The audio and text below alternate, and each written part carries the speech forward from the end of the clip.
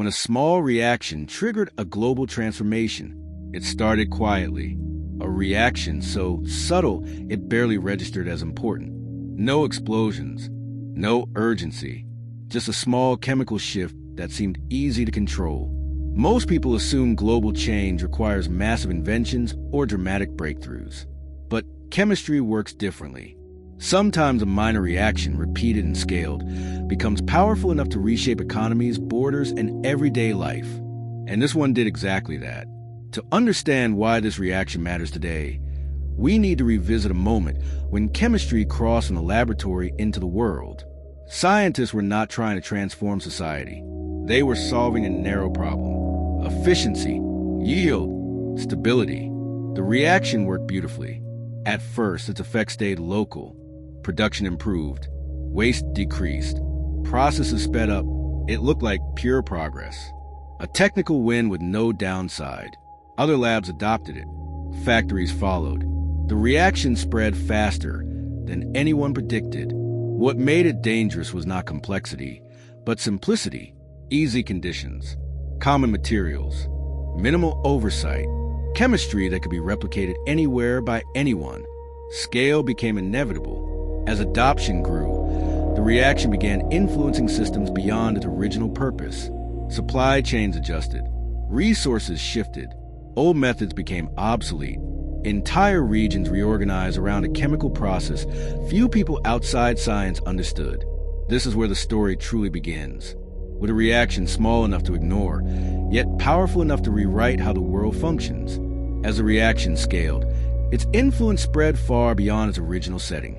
What once affected a single process now shaped entire networks. Production increased rapidly, and dependence followed just as quickly. Chemists understood the reaction well enough to optimize it, but not enough to foresee its systemic effects. When one process becomes cheaper and faster, everything around it adjusts. Prices shift. Demand grows. Infrastructure locks in. At first, the transformation felt overwhelmingly positive. Access expanded. Barriers fell. Resources once scarce became abundant. The reaction solved problems that had constrained growth for generations. But chemistry does not operate in isolation. Scaling a reaction alters inputs, outputs, and waste simultaneously. Byproducts accumulated faster than systems could adapt. Secondary reactions emerged in unexpected places. What had been controlled locally now behaved differently at global scale. This is where early tension appeared. Regions without access to the reaction fell behind. Others surged ahead, reshaping economic balance. Chemistry became a quiet divider, rewarding some and excluding others. Attempts to regulate the process came late. The reaction was already embedded in global supply chains. Reversing it would disrupt too much, too fast. The chemistry had outpaced governance. What started as efficiency had become dependency, and dependency made questioning the reaction feel like risking collapse. The conflict reached its height when unintended consequences could no longer be contained. Systems optimized for speed and scale began showing strain. Resources depleted faster. Waste accumulated. Margins thinned. Chemistry exposed a hard truth. Efficiency amplifies everything, including imbalance. The same reaction that increased output also intensified vulnerability. Small disruptions now rippled through entire networks. Scientists and analysts traced the problem back to the reaction's design. It worked perfectly under narrow conditions, but global scale introduced variability it was never built to handle. Temperature shifts, material shortages, human behavior. Chemistry met reality. This buildup carried emotional weight because the solution was unclear. Stopping the reaction meant economic shock. Continuing it meant escalating instability. There was no clean path forward. Innovation accelerated, searching for alternatives.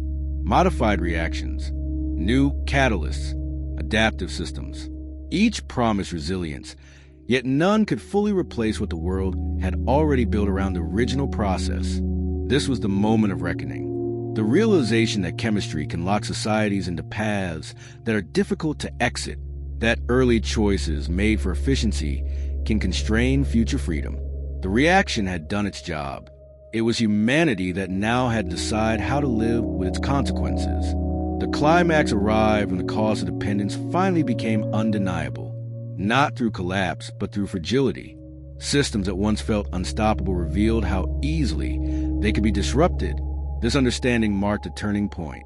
The reaction was no longer seen as a miracle, but as a foundation that needed reinforcement. Chemistry had delivered power, but not resilience. The resolution is still taking shape. Efforts now focus on diversification rather than dominance. Multiple reactions instead of one. Redundancy instead of efficiency alone. Chemistry guided by flexibility, not just output. This shift reflects a deeper lesson. Small reactions matter most when they scale.